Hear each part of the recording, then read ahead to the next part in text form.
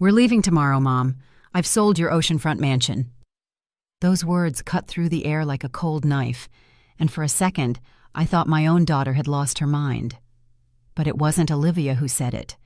It was Raphael, her charming fiancé from Portugal, leaning back in his chair at my own dinner table, a smug smile spreading across his lips.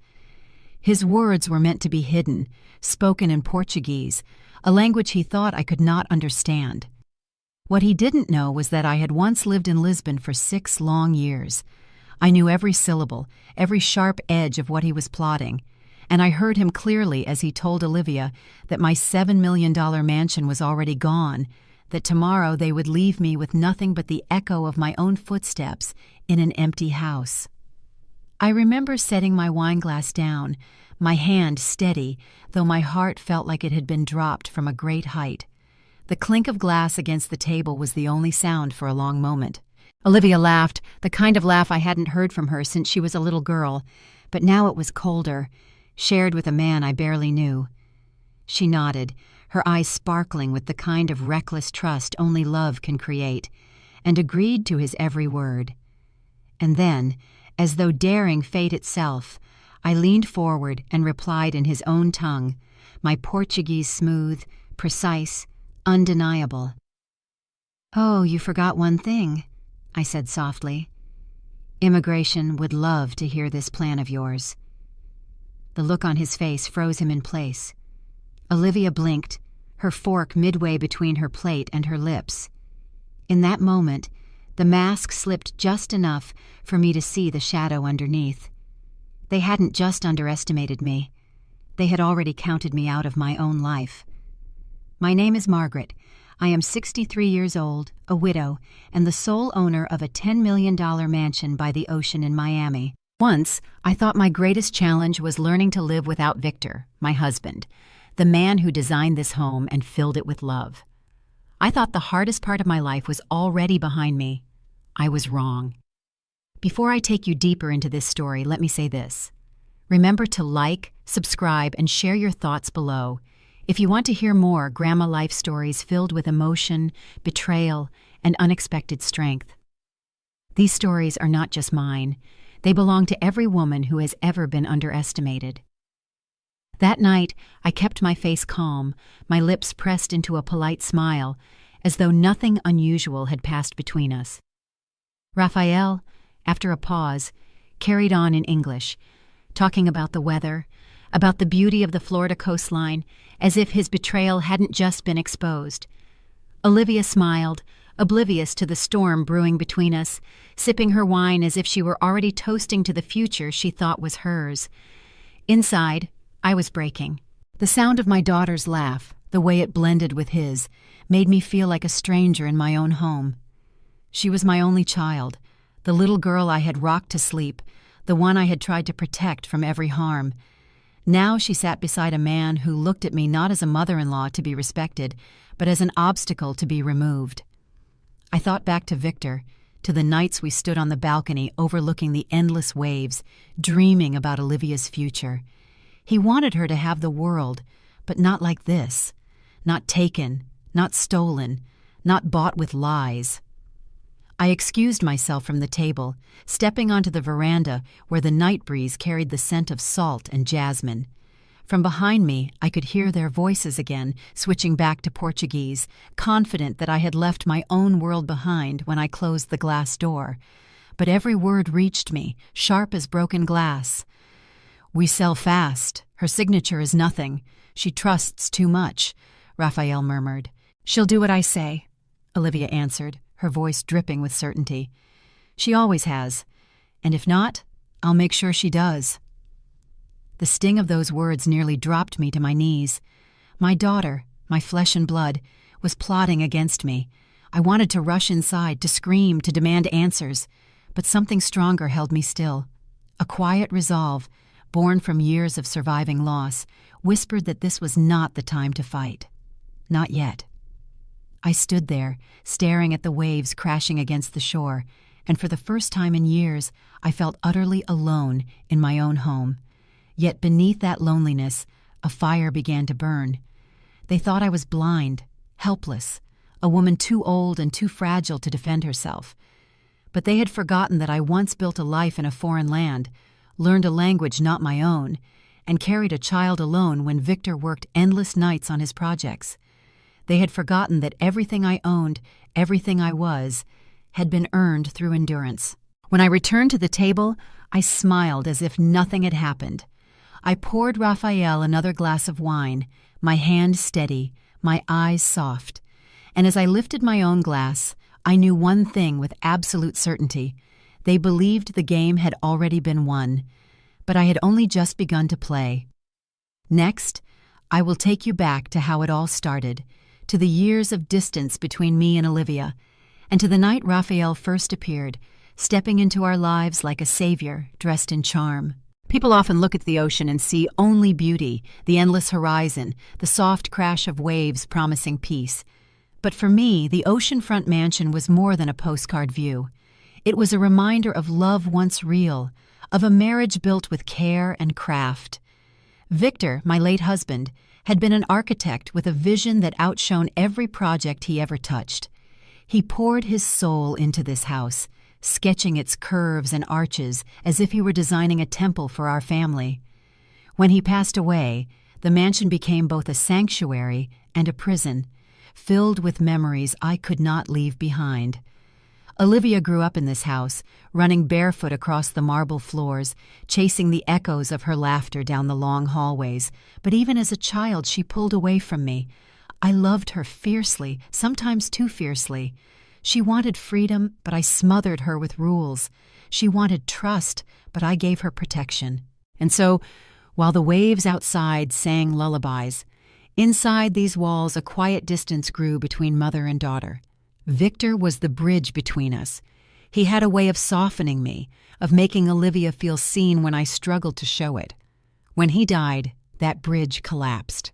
Olivia and I were left on opposite shores, staring at each other across a gulf of grief and misunderstanding.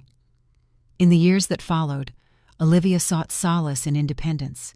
She traveled, worked odd jobs, and lived in apartments she could barely afford. I tried to help her, offered her money, invited her home, but she always refused. Pride kept her away, and perhaps resentment too. I could not erase the years she felt judged, even though my judgment was only fear wearing another face. Then came the debts, quiet at first, hidden under layers of credit cards and failed investments. I didn't know all the details, but I could see it in her eyes when she came to visit. The way she looked at the house, not with nostalgia but with calculation. She never said it aloud, but I knew my fortune was the safety net she both despised and desired. And then Raphael entered the picture. He arrived like a storybook hero, tall, dark-haired, with that gentle accent that made every word sound like music. Olivia introduced him one evening with a glow I hadn't seen on her face in years. He was charming, attentive, and endlessly polite. He carried himself with the confidence of someone who had seen the world, yet he wore humility like a second skin. He told stories of Lisbon streets and struggling youth, of working his way up in business against impossible odds. Olivia clung to every word. I watched her eyes soften, her shoulders relax, as if this man had lifted every burden she had been carrying alone. She looked at him the way I once looked at Victor, like he was the anchor she had been searching for in a storm. For a while I wanted to believe it too. I wanted to think that fate had finally given my daughter the happiness I had failed to provide. But even then, something about him unsettled me. His gaze lingered on the house just a little too long. His compliments often circled back to wealth, to stability, to a life of luxury he hinted he had always longed for. Still, Olivia was radiant, and I, desperate to see her smile, silenced my doubts.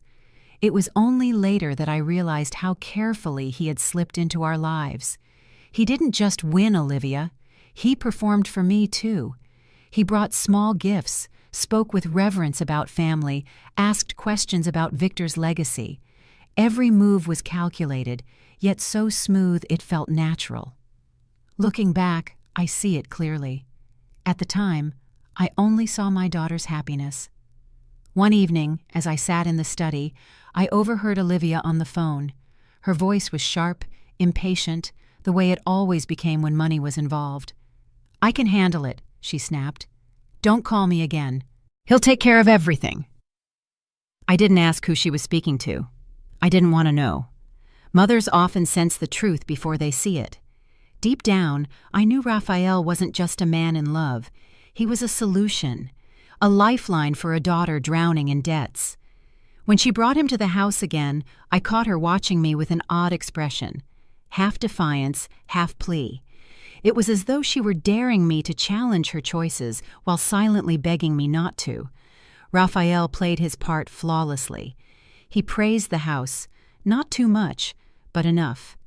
He complimented my cooking, listened to my stories of Lisbon, and even quoted Portuguese poetry to Olivia at the table. She laughed like a schoolgirl, brushing off the lines with a blush, and my chest ached with the weight of memories. It would have been easy to fall into the trap of believing in him.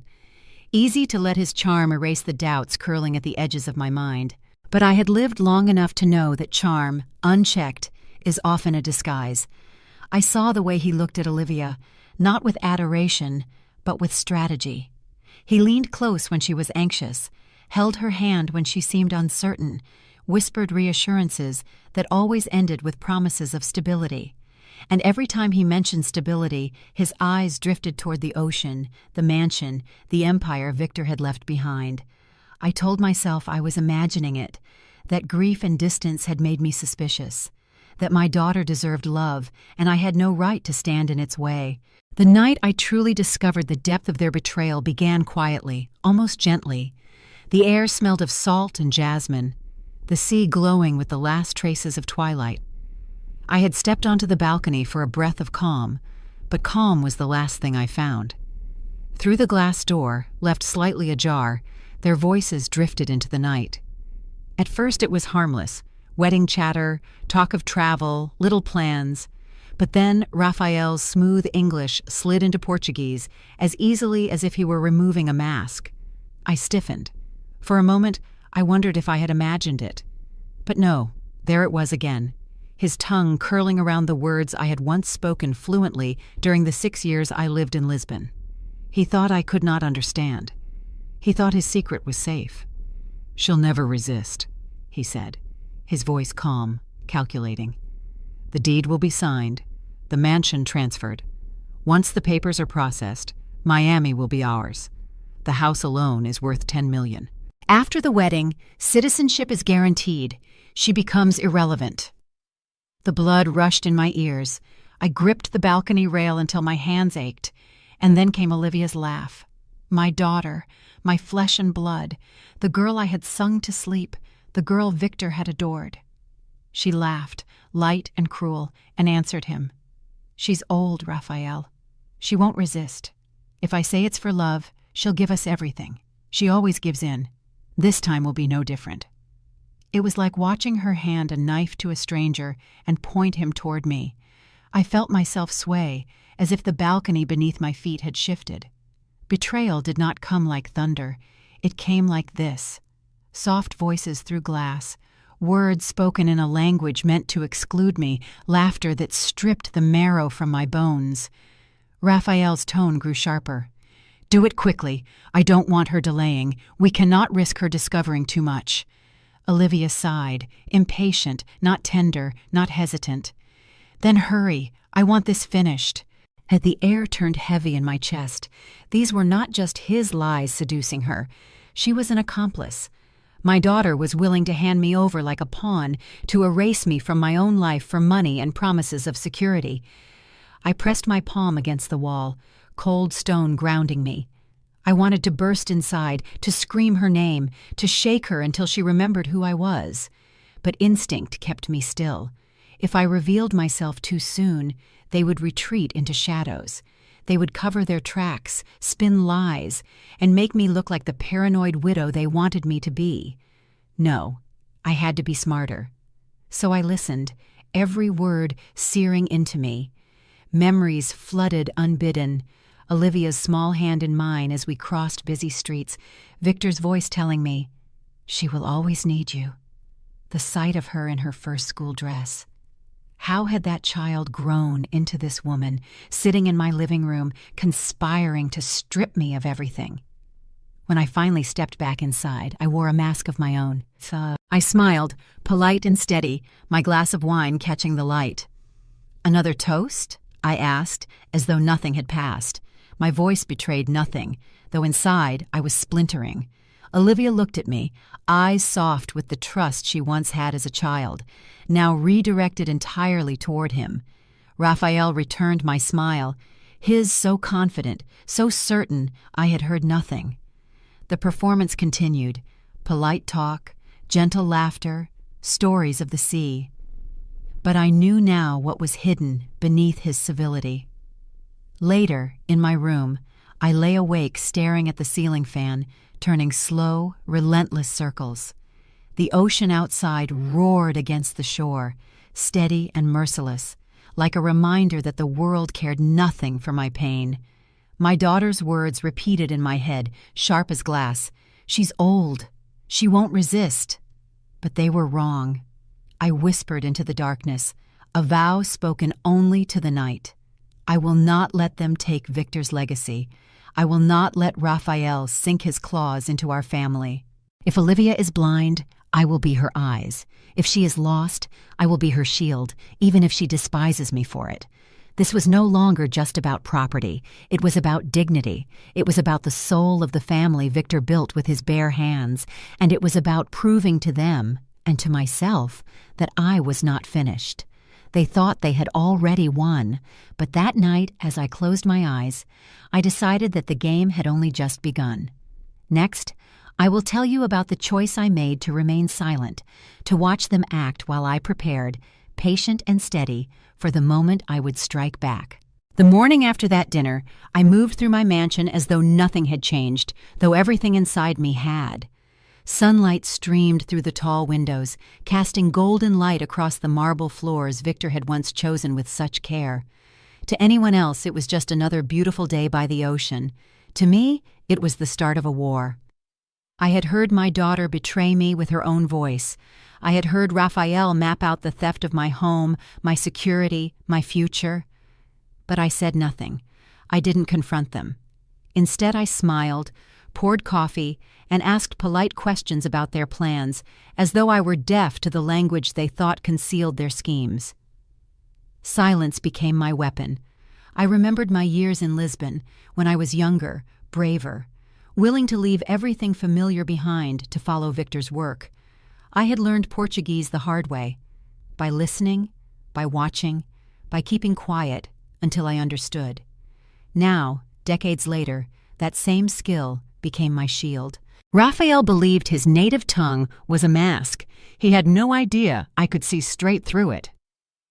At breakfast, Olivia leaned across the table, her eyes bright with a mixture of excitement and urgency.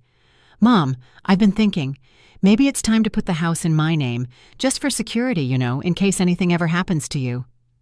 Her tone was casual, but the intent was razor sharp. Raphael sat beside her, silent, but the glance he threw me said enough. This was no suggestion, it was pressure. I sipped my coffee and smiled faintly. "That's an important decision, Olivia. We'll talk about it." Her lips tightened, the way they always did when she felt dismissed. But I didn't bend. Not this time. Inside, my heart cracked. My daughter, the little girl who once ran barefoot along these halls, now stared at me as though I were the obstacle to her happiness. But outwardly, I kept my voice calm, my expression neutral. I could not let her see how deeply she had hurt me. That day, as they went out together, I walked through each room of the mansion, touching the walls, the banisters, the door frames Victor had designed. I whispered to him as though he were still here. "They think I am weak, my love. They think they can erase me, but I will not let them." The decision crystallized in me. I would not confront them head on, not yet. To fight openly now would be to lose. They would twist my words, turn Olivia against me further, claim I was paranoid, grieving, incapable of making rational choices. No, I would let them keep acting, keep revealing themselves, and while they performed, I would prepare. That night, I pulled an old leather-bound notebook from the drawer of Victor's desk. I began writing everything I remembered, every phrase in Portuguese, every detail of their plan, every suspicious glance, every sudden request Olivia made. It was more than memory. It was evidence. For the first time in years, I felt a strange clarity. My pain had been heavy, but now it became fuel. Betrayal had turned into resolve. I could still hear Olivia's voice from the night before. "She's old. She won't resist." I let the words echo inside me, then answered them silently. "You are wrong, my daughter. I will resist. I will fight in ways you cannot even imagine." The ocean roared outside my window, steady and fierce, like an ally reminding me I was not alone. The waves had battered these shores for centuries, surviving every storm. I would do the same. I closed the notebook and hid it away. From that moment on, I chose to play along. I would let Raphael smile his false smile, let Olivia believe she had me under her thumb. All the while, I would be watching, listening, waiting. The lock had clicked. My silence was not surrender. It was the beginning of the trap. Next, I will show you how Raphael polished his mask of charm, how he dazzled Olivia with stories and tried to win me over with sweet lies, and how every gesture only deepened my certainty that I was facing not a suitor, but a predator. The following week, Raphael became the perfect guest, the perfect fiancé, the perfect future son-in-law.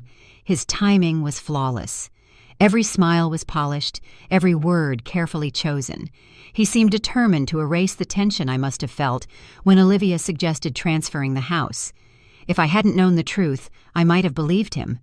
One evening, he prepared a dinner at the mansion. He took over my kitchen as though it were his own, chopping vegetables, searing meat, pouring wine with the ease of a man born to charm. Olivia beamed, flitting around him, her eyes glowing with pride, as though she had finally brought home the savior she had always dreamed of. "Margaret," he said with that soft Portuguese lilt, "you must be proud. Olivia has told me how much this home means to you. It is a beautiful place. A house like this is not just bricks and wood. It carries love. I can feel it." His eyes lingered on the high ceilings, the chandeliers, the polished woodwork Victor designed. I noticed how his compliments circled the home, never quite leaving it. Olivia laughed, nudging him. "You're too sentimental." "No," he replied, his gaze still sweeping the room. "I just know value when I see it. Beauty, history, legacy. Not everyone is lucky enough to have that." I watched him carefully. His words seemed harmless, but I could hear the hunger beneath them, like a wolf dressed in silk. As we ate, Raphael began to talk about his childhood in Lisbon. He painted vivid pictures of cobblestone streets, of hunger and hardship, of a boy who had nothing but hope. His voice was steady, rich with practiced emotion. "I used to sit outside cafes," he said, smelling the food I couldn't buy, dreaming of one day having a family who would never know hunger. My mother worked herself to the bone. My father, he left. I learned young that a man must build his own fortune. Olivia's eyes filled with sympathy. She reached across the table, clasping his hand. "You see, Mom? He's different. He knows what it means to struggle. That's why he deserves happiness now." I smiled faintly, keeping my thoughts to myself. I had lived in Lisbon. I knew the stories people told to win pity.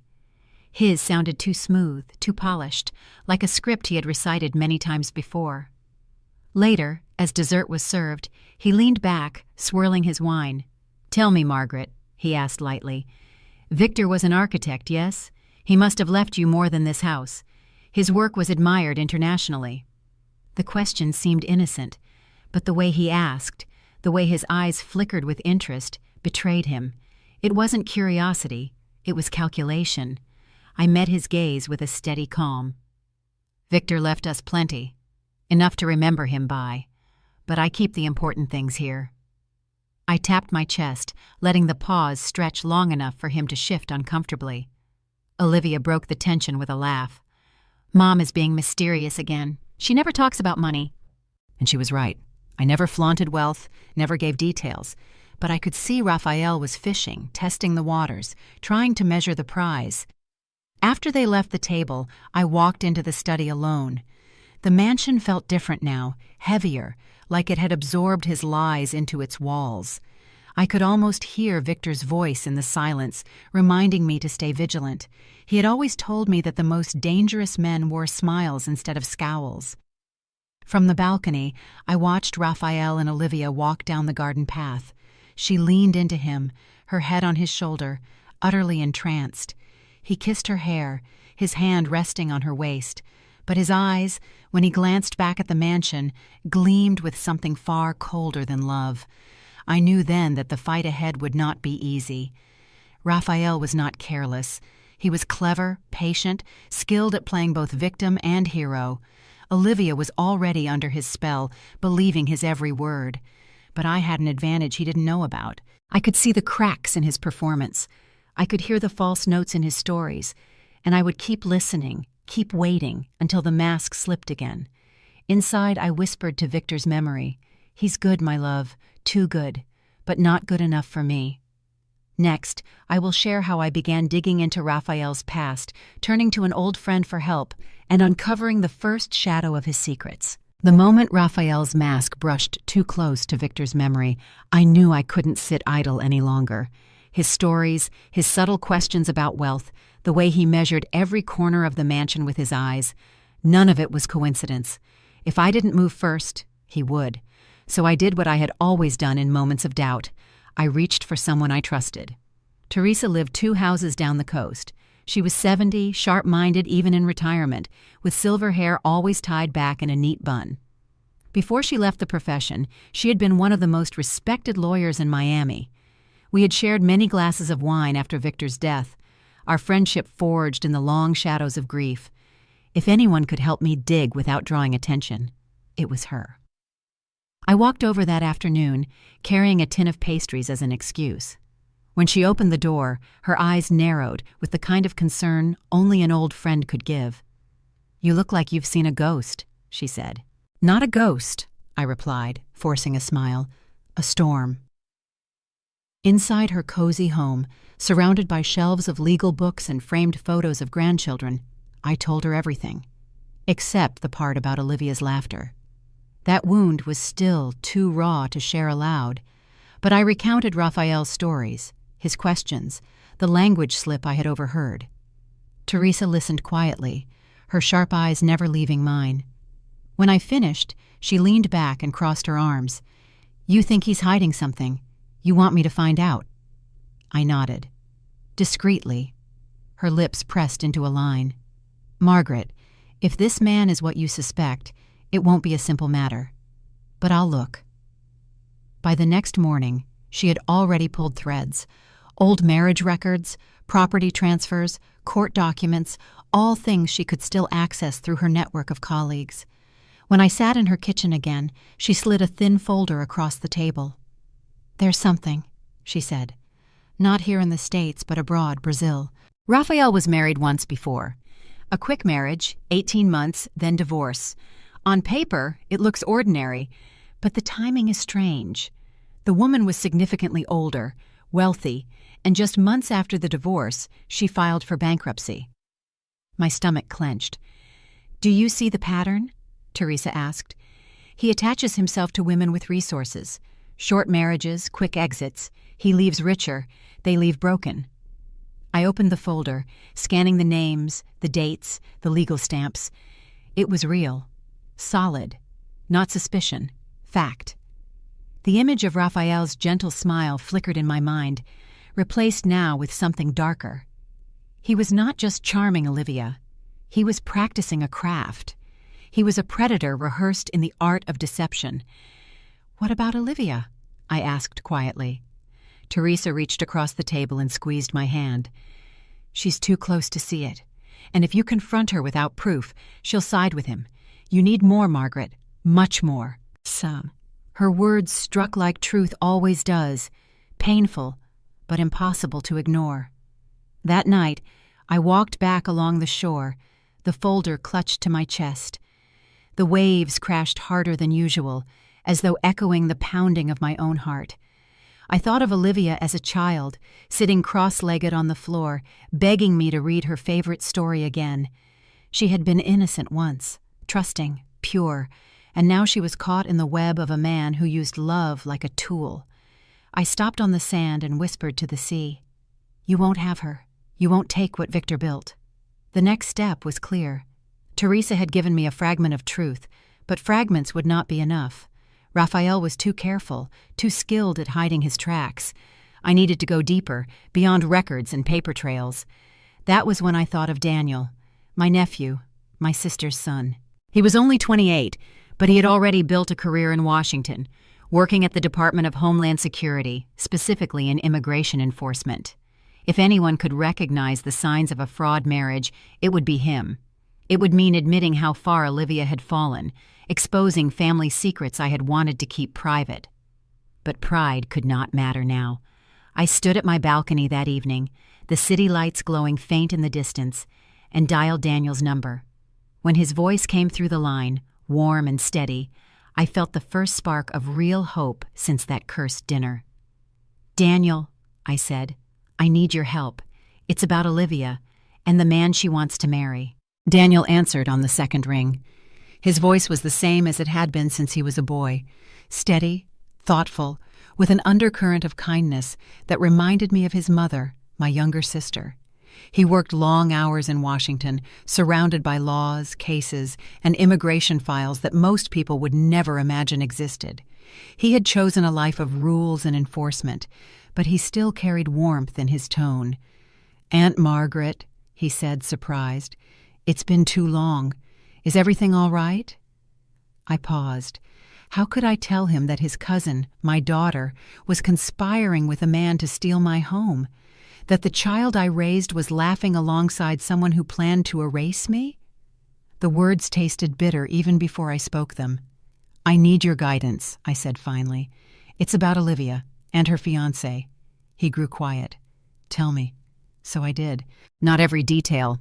Couldn't bring myself to repeat Olivia's laughter, but I told him about Raphael's too-perfect charm, his probing questions about Victor's fortune, the marriage in Brazil that Teresa had uncovered. And most importantly, I told him what I had overheard in Portuguese, the plan spoken as if I were already gone. When I finished, Daniel exhaled slowly. "Aunt Margaret, what you're describing fits exactly what we call a pattern case. Marriage fraud. A foreign national seeks citizenship or permanent residency through marriage, often targeting vulnerable individuals. Sometimes they're widows, sometimes they're wealthy, and often they're isolated." The word stung. Isolated. That was exactly what I was, sitting in my mansion filled with memories instead of people. "Daniel," I whispered, "what do I do?" He hesitated. "You have to be careful. If you accuse him without proof, Olivia will defend him. She's already under his influence. He'll use that to his advantage. He'll make you look paranoid, controlling. She'll believe him, not you." I swallowed hard. "So I just wait?" "No," he said firmly. "You document. You gather evidence. You build a case the way we would in court. Paperwork, witnesses, inconsistencies. And you don't let him know you're watching. If he suspects, he'll vanish. Or worse, he'll rush the process." His words carried the weight of authority, but also of family. He wasn't just an officer giving advice. He was a nephew protecting the aunt who had once taken him fishing along these same shores, who had baked him cookies when he was 10 years old. "Hire a professional," Daniel added. "A private investigator. Someone experienced. Raphael is too polished. You'll need more than a few suspicious conversations to prove anything." I nodded, even though he couldn't see me. "Do you know someone I can trust?" "I do," he said. "Former FBI, now works private. His name is Adrian. He's discreet, thorough, and he owes me a favor. I'll connect you." For the first time in weeks, a flicker of relief stirred inside me. Adrian. A new piece of armor. But Daniel wasn't finished. "Aunt Margaret, you need to prepare yourself. This could get ugly. These men, they don't just want money. They manipulate emotions. They know how to isolate their victims from family, from friends. He will try to turn Olivia against you completely. You have to accept that, at least for a while, she may see you as the enemy." The truth of his warning cut deeper than anything Raphael had said. I had already felt the distance in Olivia's eyes, the cold edge in her voice. The idea that my daughter could cast me aside entirely, even for a time, was almost unbearable. But I had no choice. "Thank you, Daniel," I said softly. "You've always been wise beyond your years." "It's not wisdom," he replied. "It's just knowing how people like him operate. Promise me you'll be careful. Promise me you won't confront him until you're ready." "I promise." After we ended the call, I stood at the window, watching the tide roll in under the moonlight. The house was silent. Too silent. I imagined Raphael's voice again, confident, mocking. "She won't resist." And Olivia's laugh, carefree, cruel. They thought I was blind, but I was gathering my army. Piece by piece, ally by ally, I would be ready. Teresa had shown me the cracks. Daniel had given me the map. And soon, Adrian would shine the light into every dark corner Raphael had tried to hide. I pressed my hand against the glass, my reflection faint against the night. "If it means losing her trust to save her life, then so be it," I whispered. The ocean rumbled like an answer, steady and unforgiving, and I knew the storm had only just begun. Next, I will tell you about the night Raphael tried to tighten his grip, the dinner where he paraded strangers as family, and how his carefully woven mask began to unravel in front of me. Raphael chose a Friday evening to stage his next performance. He arrived at the mansion with Olivia on his arm and two older guests trailing behind. He introduced them proudly as his parents, Jorge and Celia, who had flown all the way from Portugal to meet me. The couple looked the part. Jorge wore a tailored suit, his hair salt and pepper, his posture upright. Celia clutched a pearl necklace, her smile warm, her eyes rehearsed. They bowed slightly, murmuring polite greetings. Olivia beamed, glowing with the pride of someone who believed she was presenting me with proof that Raphael was serious, rooted, family-oriented. For a moment, I almost admired the effort. Almost. We sat at the long oak dining table, candles flickering, wine poured generously. Raphael guided the conversation with ease, shifting between English and Portuguese, praising Olivia, complimenting me, weaving stories of his supposed childhood in Lisbon. Jorge and Celia chimed in at just the right moments, nodding, smiling, recounting tales of their son's struggles and triumphs. It would have been flawless, except for the accent. I caught it within minutes. Not Lisbon. Not even Portuguese European. It was Brazilian, softened vowels, a rhythm I remembered well from my time abroad. It was subtle, but unmistakable. I let the evening play out. I smiled, asked questions, let them build their fiction higher and higher. Celia recounted Raphael's early school years. Jorge described their family traditions along the Tagus River. I sipped my wine and nodded, playing the part of the gracious host. Inside, I recorded every slip, every misstep, every inconsistency. At one point, I leaned toward Celia, speaking in Portuguese, my words carefully chosen. "Which part of Lisbon did you live in?" She blinked, startled, then answered too quickly. "Near Porto." Porto was not in Lisbon. It was hours away. She had betrayed herself in one sentence. Raphael's eyes flickered with unease, but he quickly recovered, laughing, filling the silence with another story. Olivia missed the exchange entirely. As dessert was served, I excused myself briefly, stepping out onto the veranda. Through the glass, I could still hear them. Jorge and Celia whispered in Portuguese, their guard lowered, thinking I was gone. Their words confirmed what I already knew. "Do we keep this up?" Celia asked nervously. She seemed suspicious. "Stay calm," Jorge replied. "It's just for show. After the papers, we'll be finished." My pulse pounded in my ears. These were not parents.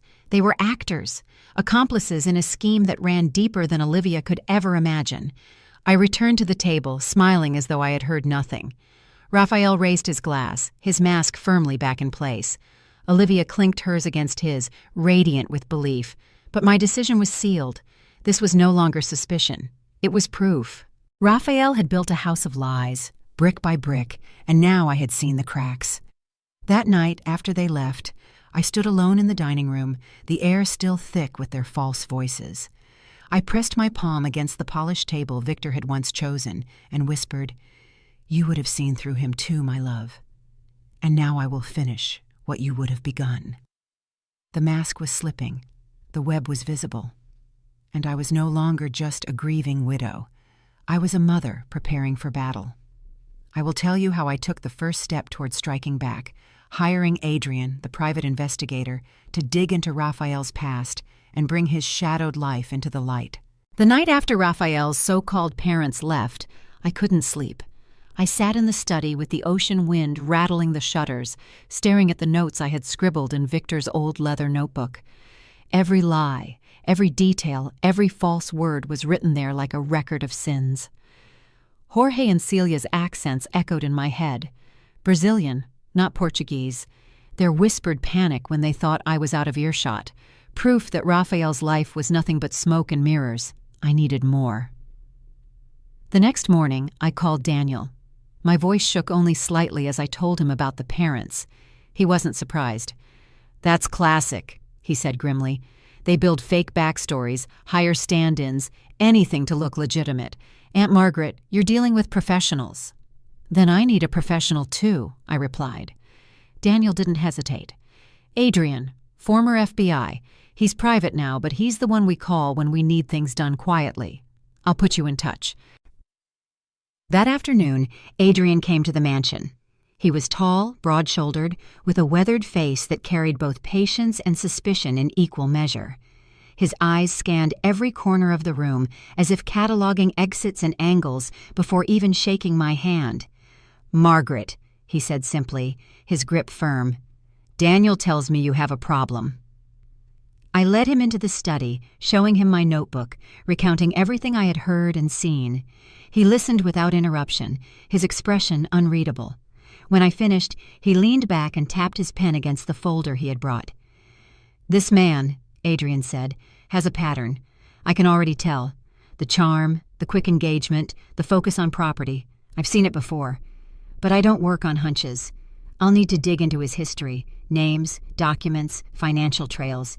If he's what I think he is, there'll be bodies of evidence left behind.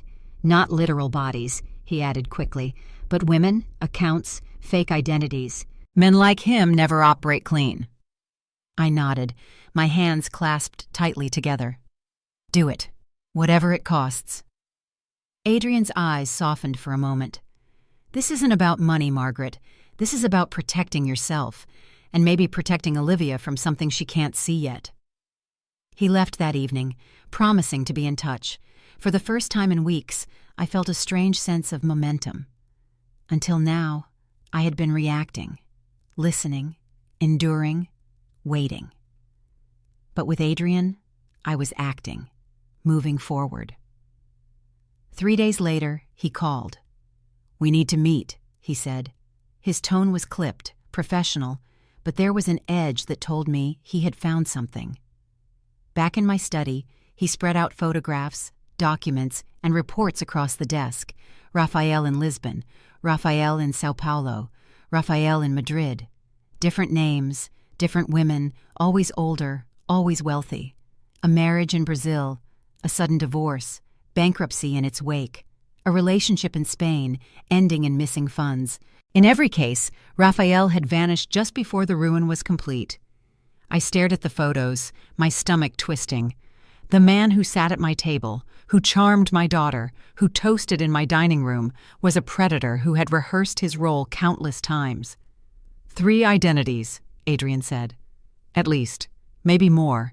He's careful, but not perfect. He leaves traces. He tapped one photo of Raphael standing beside a woman outside a courthouse. This one filed fraud charges, but he disappeared before trial. He's slippery, but he can be caught. I pressed my hand against my chest, trying to steady the pounding of my heart.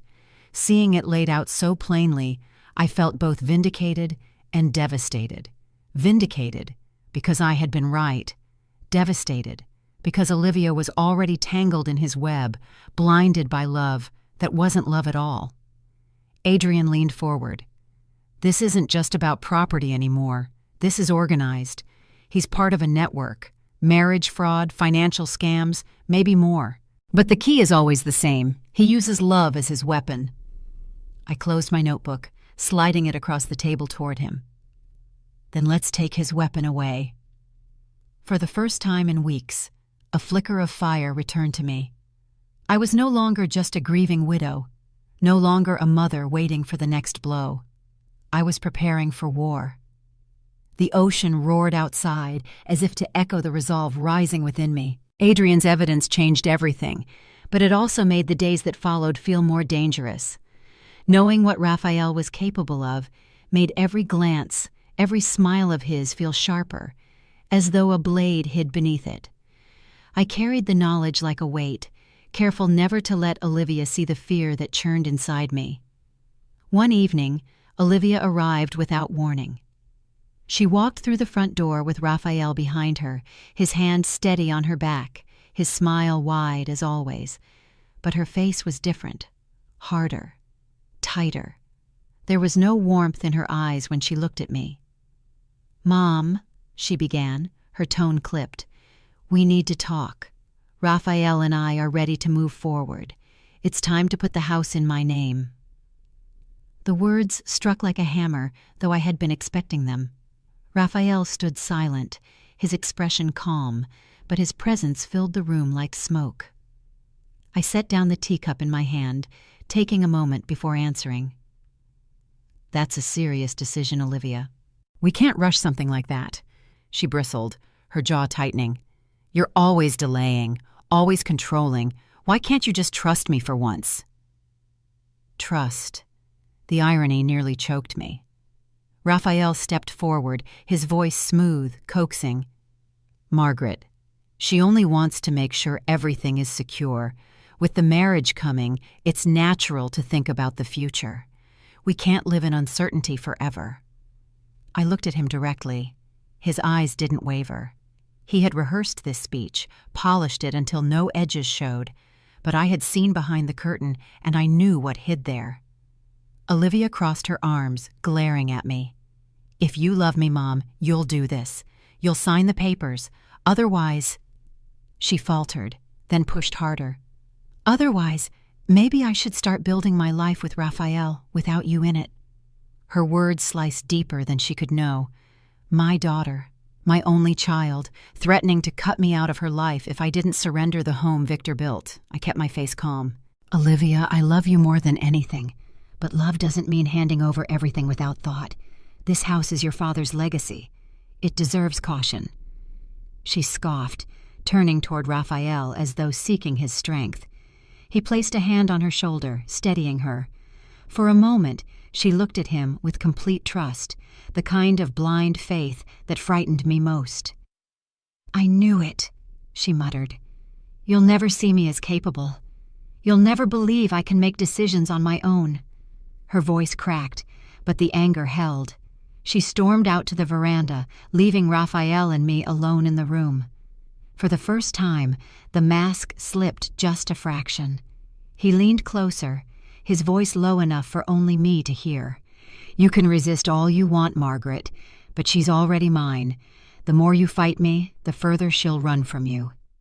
His words were calm, almost gentle, but the threat was clear. I forced a smile, though my stomach churned. "We'll see." Later that night, I sat alone in the study, my notebook open, my hands trembling slightly. I had written down every detail Adrian had uncovered, every word Raphael had just spoken. The pressure was rising. Raphael was tightening his grip.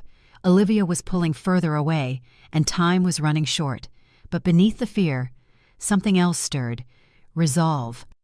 Raphael believed he had cornered me. He believed I was a helpless widow, clinging to walls he planned to strip away. He had no idea that I was gathering strength in silence, that allies were waiting, that the tide was already shifting beneath his feet. I closed the notebook, whispering to Victor's memory. "They think I will break, but I will not." The house felt colder after that night. Every corner, every hallway, every room seemed to echo with the silence Olivia left behind. She had stormed out with Raphael, her anger spilling like broken glass, and for days I heard nothing. No calls, no visits, not even a text. The mansion, once filled with her footsteps, was empty except for the hum of the ocean outside. Then, one morning, the silence broke, not with reconciliation, but with a message sharp as a knife. Olivia called. Her voice was clipped, drained of softness. "Mom, I'm moving in with Raphael. Don't call me. Don't interfere. You'll never understand what love means to me." Before I could answer, the line went dead. I stood in the kitchen, the phone pressed against my ear, the words echoing in the tiled walls. For a long time, I couldn't move. It was as if the ground had shifted beneath me. My daughter, the only person I had left of Victor, had chosen a stranger over me. Worse, she had chosen my enemy. That night, I wandered the mansion aimlessly. I touched the framed photographs along the hallway. Olivia at 5, grinning with missing teeth. Olivia at 10, her arm looped around Victor's neck. Olivia at her high school graduation, eyes shining with hope. Every image stabbed at me. I wondered where I had gone wrong. Had I loved her too much? Controlled too tightly? Or had I not been enough? In the dining room, I sat alone at the head of the table, staring at the empty chairs. My hand rested on the polished wood Victor once chose himself, and I whispered to him, "I'm losing her. She thinks I am the enemy."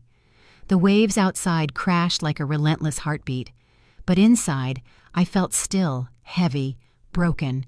Later, I climbed into bed, but sleep never came. I stared at the ceiling fan turning in slow, endless circles. My mind repeated Olivia's words over and over. "Don't call me. Don't interfere. You'll never understand what love means to me." My heart ached with a grief deeper than death. Death had taken Victor, but betrayal had taken Olivia. And there is no graveyard for a living child. Only silence, only distance, only the cold knowledge that love has been twisted into a weapon against you. At one point, I rose and walked to the balcony, staring at the moonlit ocean. I whispered into the night, "What if she's right? What if I am only destroying what little we had left?" The breeze carried no answer, only the salt sting of the sea. For the first time, doubt clawed at me. Perhaps I should give in. Perhaps signing the house away would save our bond. Perhaps keeping her close mattered more than bricks, marble, and memory. But then I remembered Raphael's whisper. "She's already mine. The more you fight, the further she'll run." I closed my eyes. That was not love. That was ownership. That was control disguised as devotion. And if I surrendered now, I would not only lose Victor's legacy, I would lose Olivia completely. The night stretched on, endless, cruel. I felt small, powerless, like a woman drowning in her own home. And yet, somewhere deep inside, a flicker of resistance still smoldered. Even in despair, I knew this story was not finished. When dawn broke, the light fell across the floorboards, golden and merciless. I stood in it, exhausted but standing. Raphael wanted me broken. Olivia believed me defeated. But the storm inside me was far from gone. Morning light streamed into the mansion, warm but merciless. I stood in Victor's study, surrounded by his books and sketches, the place where his spirit felt closest to me. For hours I had wandered through grief, but grief could not save Olivia. Action could. Adrian arrived first, his coat draped over one arm, his expression grave. He laid a thick folder on the desk. "I've traced his movements for the last 10 years, he said. 3 different names, 3 different countries, same pattern every time. He finds women like Olivia, lonely, vulnerable, wealthy by association. He charms them, uses them, drains them, and leaves." He flipped open the file, showing me photographs of Raphael with other women, smiling the same polished smile he used on Olivia. Bank statements with sudden transfers, legal documents with forged signatures, even police reports. Each page was another nail in the coffin of Raphael's lies. I felt my stomach twist, but I forced myself to look at every piece, to deny none of it. My daughter was not in love with a man. She was ensnared by a fraud. Then Daniel called, his voice urgent. "Aunt Margaret, I spoke with colleagues. ICE has been monitoring cases like this. If Adrian provides solid evidence, we can set a trap. But it has to be timed perfectly. We need a public setting, witnesses, something Raphael can't squirm out of." My pulse quickened. "What do you suggest?" "Thanksgiving," Daniel replied. "He'll want to make a display, propose in front of people, cement his image as the devoted fiancé. We can use that. ICE agents can be present, quietly, in plain clothes. When the time comes, we'll move." I pressed the phone tighter against my ear. Thanksgiving was days away. The thought of turning a holiday into a battlefield made my heart ache, but I knew he was right. Raphael loved spectacle. He would want an audience when he claimed Olivia. That would be his undoing. That evening, Olivia came by, radiant with news.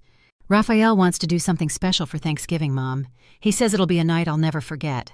Her eyes shone with excitement, with hope, with a kind of blind devotion that made my chest ache. I smiled softly, hiding the storm inside me. "That sounds wonderful, darling. Let's make it perfect." When she left, I turned back to Adrian and Daniel's notes.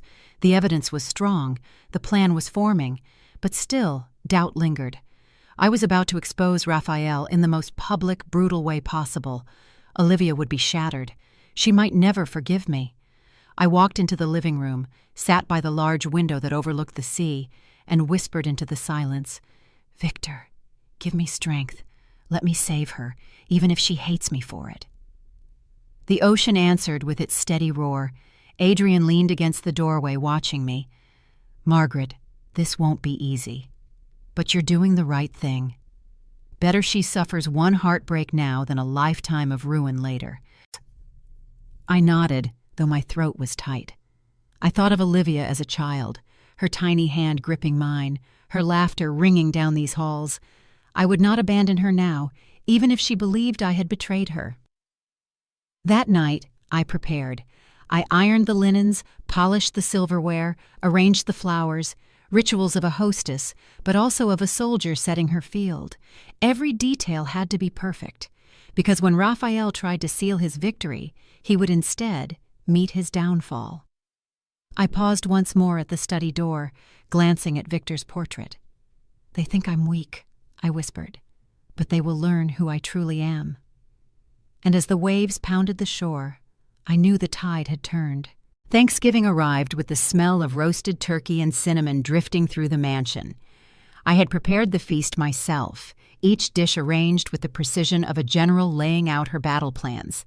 The table gleamed with polished silver, candles flickered softly, and autumn flowers bloomed in the center. On the surface, it was a holiday dinner. In truth, it was a stage. Olivia arrived glowing, her arm looped through Raphael's. She looked stunning in a dress the color of wine, her smile wide, her eyes shining with the kind of hope I had once prayed she would find. Raphael was equally striking, his suit tailored, his charm sharpened to perfection.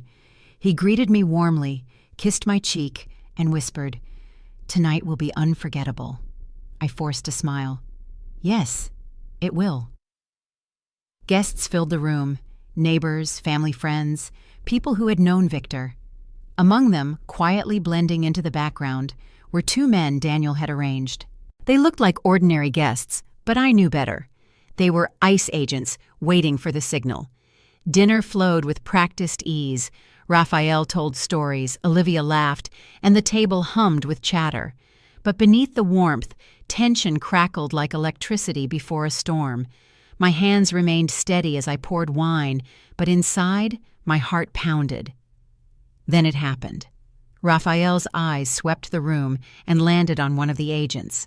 The man was smiling, raising his glass politely, but Raphael's gaze narrowed. His smile faltered just a fraction, just enough for me to see the suspicion bloom. He leaned closer to Olivia, murmuring in Portuguese, "Something is wrong. That guest, do you know him?" Olivia glanced over, confused, then shook her head. "No? Why?" "Because he's watching me," Raphael hissed. My pulse quickened. If he sensed the trap too soon, he might run. Worse, he might drag Olivia with him before Ice could act. I forced myself into the conversation, cutting smoothly. Raphael, are you all right? You look tense. This is Thanksgiving, not an interrogation. My tone was light, teasing, but my eyes held his firmly, daring him to break character. He hesitated, then forced a laugh.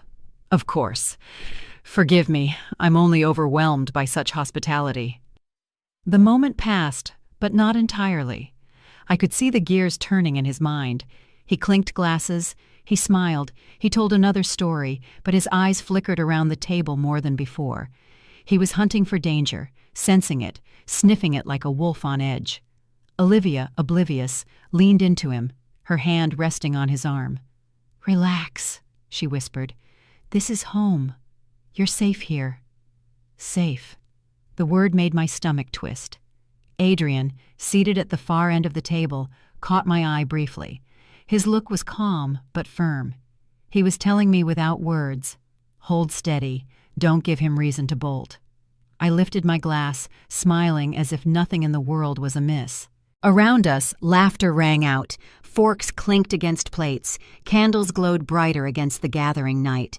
On the surface, everything was perfect.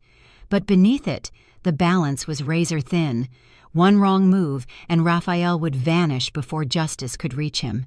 As dessert was served, I saw Raphael's hand slip into his pocket, his thumb brushing against his phone. His eyes darted toward the door.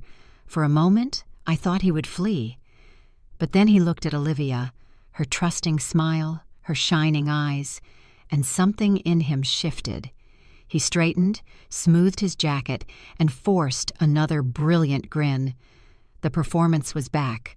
The close call passed. The game continued. But I knew now that he sensed the net tightening. He would not delay much longer. He would act tonight, one way or another. The moment arrived just as I knew it would. Dessert plates had been cleared, candles burned low, and the ocean outside crashed like a drum beat. Raphael rose from his chair, tapping his glass gently with a spoon. The room fell quiet. Olivia's face lit up, her hands clasped together in anticipation. She thought she knew what was coming. She thought this was her fairy tale. Friends, family, Raphael began, his voice smooth, commanding, rehearsed to perfection. I am honored to be welcomed into this home, into this family. Tonight, I want to make a promise, not just to Olivia, but to all of you. He turned, dropping to one knee before her. Gasps rippled through the room. Olivia's eyes filled with tears, her lips trembling as she pressed her hands to her chest. Olivia, Raphael said, his voice carrying across the table, will you marry me and build with me a life of love, devotion, and legacy? For a moment, the world froze. Olivia nodded, choking out a tearful yes, and the room erupted in applause, cheers, congratulations. She leaned down, wrapping her arms around him, her joy spilling like sunlight. And then the applause died. Two men rose from their seats, the ICE agents, their badges flashing as they stepped forward. Rafael Duarte, one announced firmly, you are under investigation for immigration fraud, financial fraud, and multiple counts of identity theft. The air shattered. Gasps turned to silence. Olivia's smile collapsed, confusion flooding her face. What? What are you talking about? Raphael froze, still on one knee, the ring box open in his hand. Then, slowly, he stood, his mask slipping away entirely. A smirk spread across his face, cold and mocking. He looked at Olivia, his voice cutting like glass. You really thought I loved you? You were easy, too easy.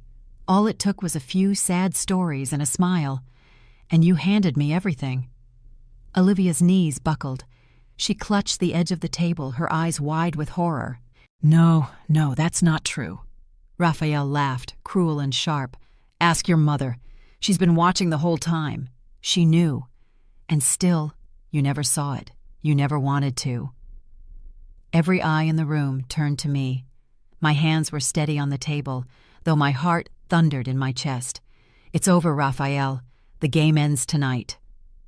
The agent stepped closer, handcuffs ready. Raphael raised his chin defiantly. "You think this will stop me? I've done this before. I'll do it again. And your precious daughter will remember you not as a savior, but as the woman who destroyed her happiness." Olivia sobbed, collapsing into her chair. "Mom, what did you do?" The room was chaos. Guests whispering, agents issuing commands, Raphael sneering even as his wrists were bound. But amid the storm, I felt only clarity. Justice was here. The predator was exposed. Raphael was led toward the door, still taunting Olivia with every step. "She'll never love you again," he called back, his voice echoing against the marble walls. "You've lost her forever." The door slammed behind him. Silence fell, broken only by Olivia's quiet sobs. I wanted to reach for her, to hold her, to tell her it would all be all right. But she turned away, her shoulders rigid, her face streaked with tears. I had won the battle, but the cost was unbearable. The door closed on Raphael, his laughter still echoing faintly in the marble halls, leaving behind a silence more crushing than any storm. Guests shifted uncomfortably, murmuring apologies, gathering coats. They filed out quickly, unwilling to linger in a house that had just hosted a spectacle of betrayal and justice. Soon the dining room, once alive with laughter and light, stood nearly empty. Only Olivia and I remained. She sat at the table, her face pale, mascara streaked down her cheeks, hands trembling as she clutched the untouched ring box Raphael had left behind. The silverware clinked softly as she pushed her plate away, the sound sharp in the heavy quiet. Finally she looked at me.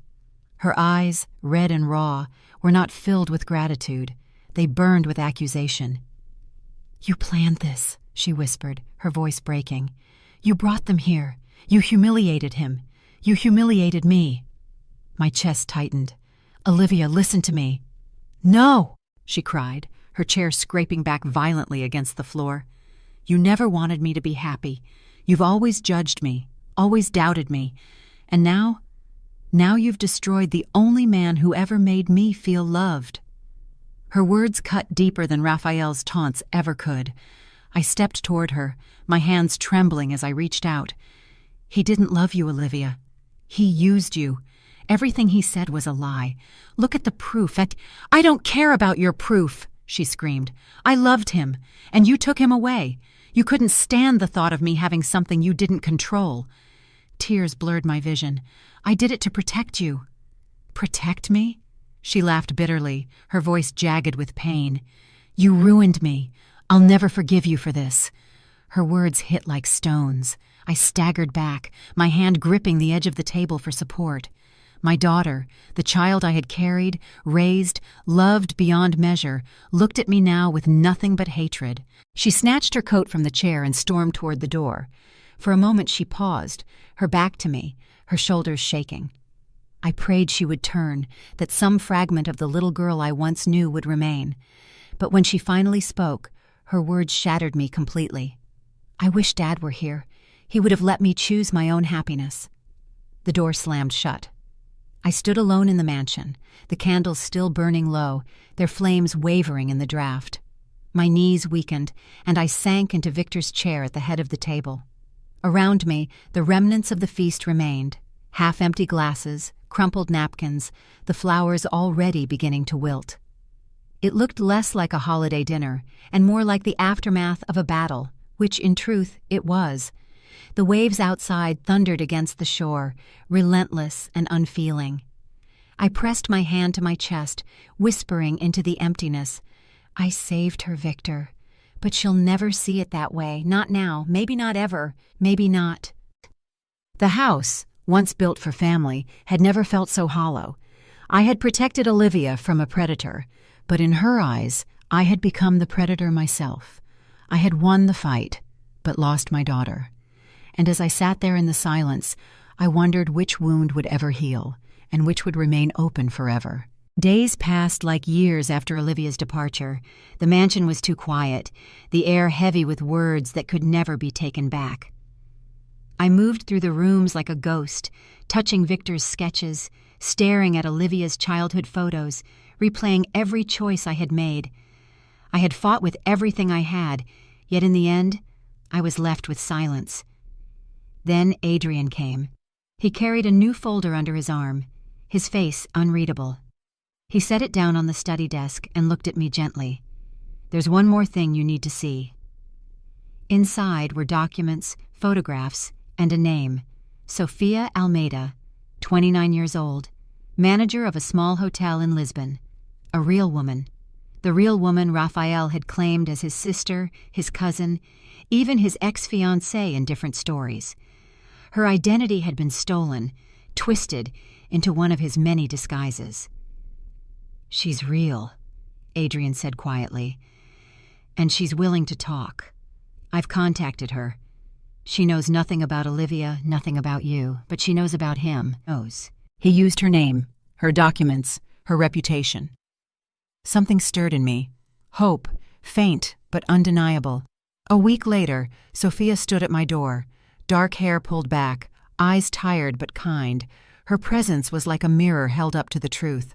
She spoke softly, her Portuguese accent lilting. "I am sorry for what he did.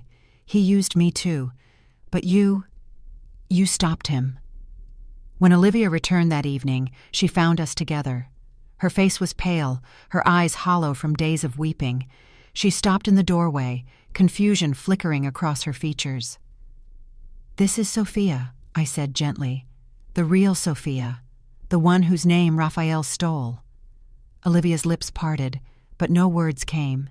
She stared at the young woman, at the undeniable proof that Raphael's web was wider and darker than she had ever imagined. Sophia placed a hand over her heart and whispered, "He fooled many of us. You are not alone." Tears spilled down Olivia's face. She sank into the nearest chair, her hands covering her mouth. All this time I thought he loved me." I knelt beside her, my hand resting on hers. For the first time since Thanksgiving, she did not pull away. "He never loved you," I said softly. "But I do. I always have, even when it hurt, even when you hated me for it. Everything I did was to save you." Her shoulders shook, her sobs muffled, but she didn't resist when I wrapped my arms around her. For a moment, it was like holding my little girl again, fragile, broken, but still mine. Sophia sat quietly, watching us with a faint smile, as if she knew she was witnessing the fragile first steps toward healing. The mansion, so empty for so long, no longer felt like a tomb. For the first time, it felt like the beginning of something new. That night, as Olivia slept in her old room for the first time in years, I stood on the balcony overlooking the sea. The waves rolled steady beneath the moonlight, no longer cruel, but constant. I thought of Victor, of his strength, his vision, his love, and I whispered into the night, "I saved her, my love. Maybe now she will find her way back." Behind me, the house was quiet, but not hollow.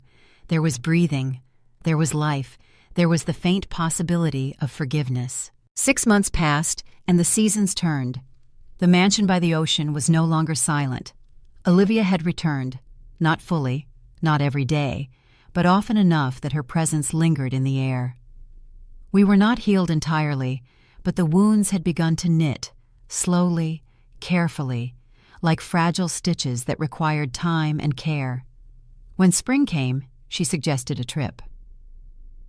"Lisbon," she said softly one evening, her eyes uncertain. "I think I need to see where it all began.